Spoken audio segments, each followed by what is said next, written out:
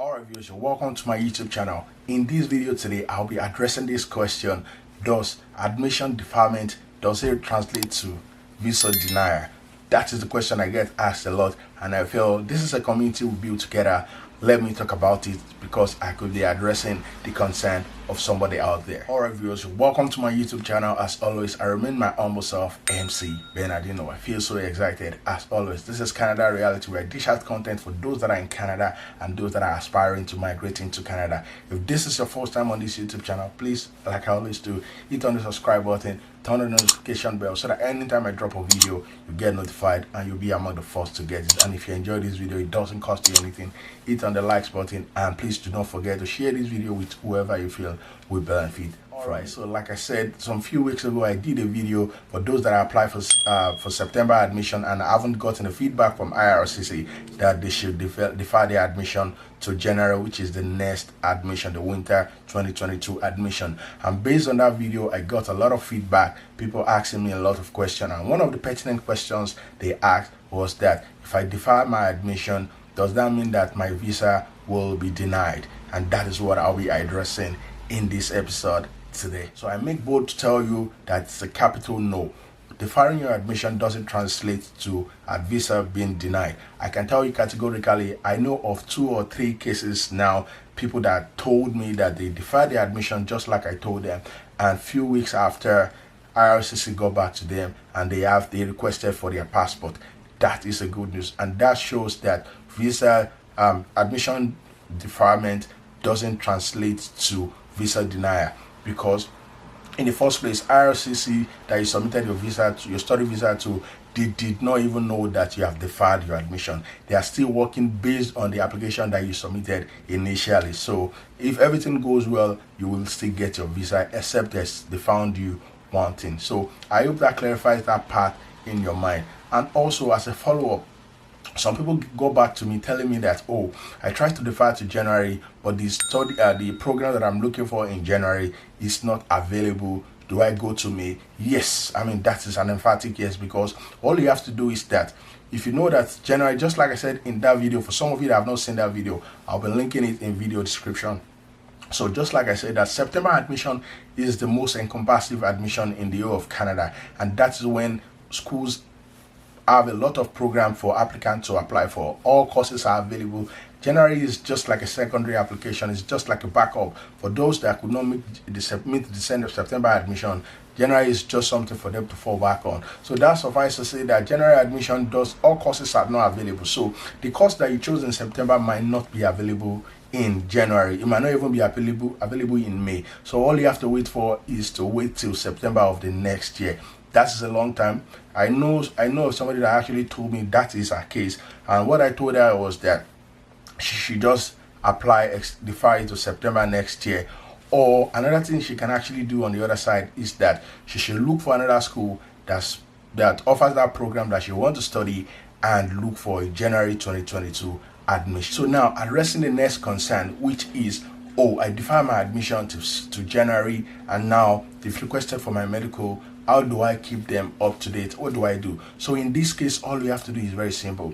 If your program is starting in winter, which is January 2022, because it's available, all you have to do is submit that passport that IRCC requested for. Submit it to them. They do not know anything about your development. That's okay. Submit it. Once they stamp your passport and everything is ready, you can't come into Canada now. You have to wait 1 month, that is 4 weeks before your class resumption, for you to come into Canada. And by then, all you have to do is you have your new admission letter with you, and you have the old one.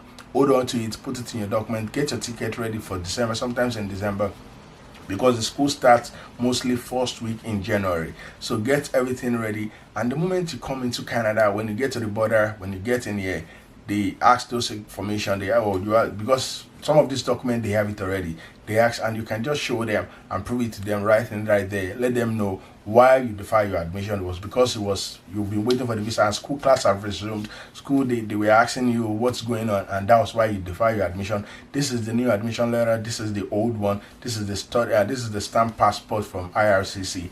Because another thing you need to know is that the IRCC will stamp your visa your passport for the duration of your program. So if your program in Canada is for 1 year, they will stamp it for 1 year. So if you're going in January, it still suffice because it's still within the 1 year.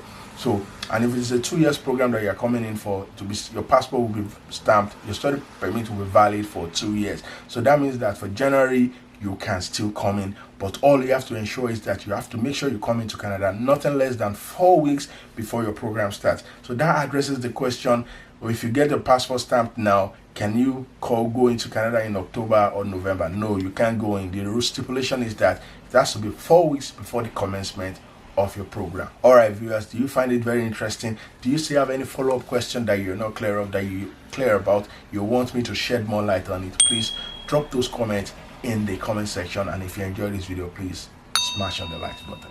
And also on the other side too, if you decide to defer your admission to January next year, May next year, or September next year, and when IRCC go back to you and your study visa was rejected, I mean, we have that case too, whereby your study visa was rejected.